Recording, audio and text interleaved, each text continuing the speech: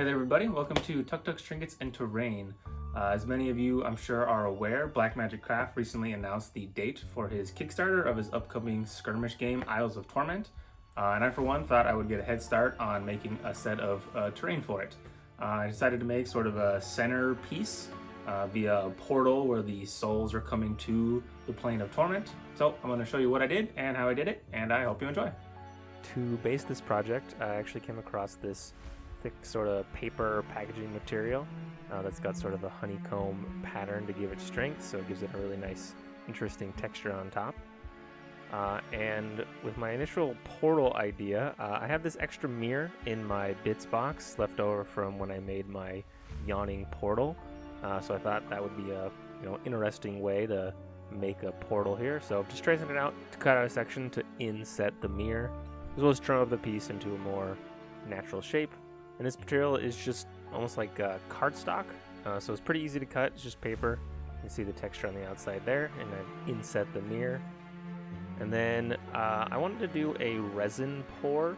My initial idea for this piece was to make it very sort of cold and barren, with sort of pockets of these fleshy growths to give it that creepy, torment vibe.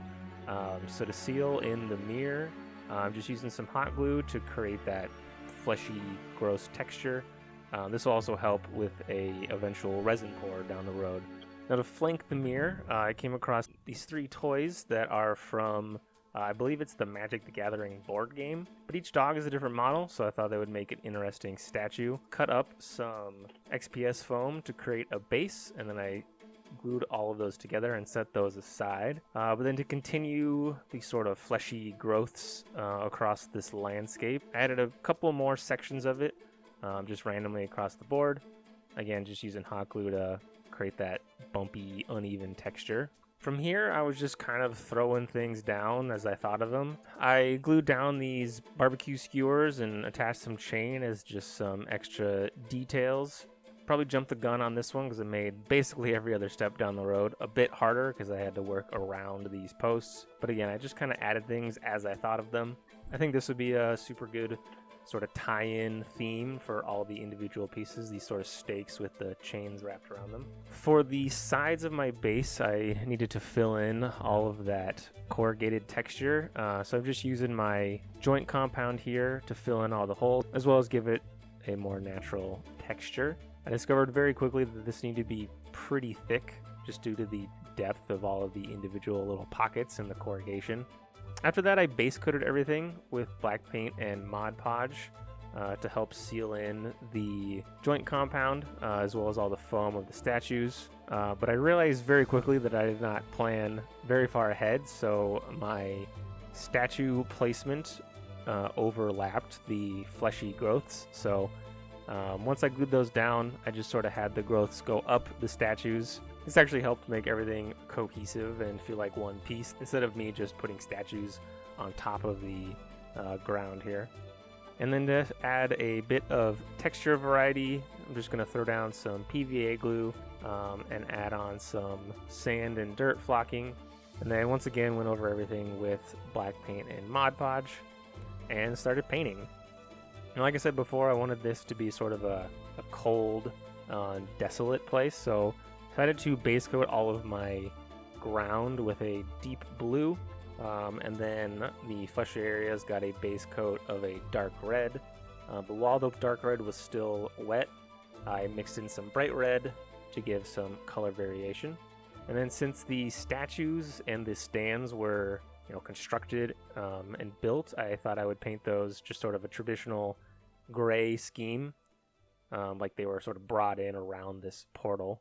I then decided that the fleshy bits needed a bit more grossness, so I mixed in some yellow, green, and brown to give it an unhealthy look while that was still wet. I also painted all of the stakes and the chains just a gunmetal. After my base coats were dry, I dry brushed all of the ground as well as the statues with a light gray, and then did a more sporadic dry brush with a purple. Everything then got a black wash, and then the fleshy areas got a GW Reichland Flesh Shade wash. And then for the final dry brush, I mixed up this sort of pale light blue color. Normally I would do like an ivory, so I thought this would be a good final color to go with my dark blue base color. Next up, I wanted to add a bit of gore and sort of glossiness to my fleshy areas. So this is a mixture of glossy Mod Podge as well as some red ink. And it looks very pink, but the idea here is that the Mod Podge will dry clear with the ink sort of suspended in it, which is also naturally transparent, which will create sort of a layer of blood and gore. I then had a bunch left over and thought, why not just pour this directly onto the mirror? Obviously this is not going to stick very well, but if it didn't end up looking good, I could easily peel it off. And since I was going to do a resin pour down the road, that would seal everything in and keep it from peeling off later. With everything dried, you can see I get some really nice red tones. You can obviously see the paintbrush strokes on the mirror itself, but I think that's okay. It'll just add some interesting textures once the resin has been poured.